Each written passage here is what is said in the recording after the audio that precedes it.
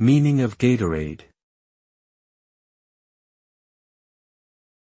Gatorade. Gatorade.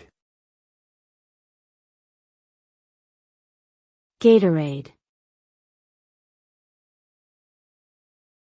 Gatorade. Gatorade is a sports drink that was developed in 1965 by a team of researchers at the University of Florida. It was created to help the university's football team stay hydrated and fueled during games, as they were constantly losing fluids and electrolytes due to the high temperatures and humidity of the region.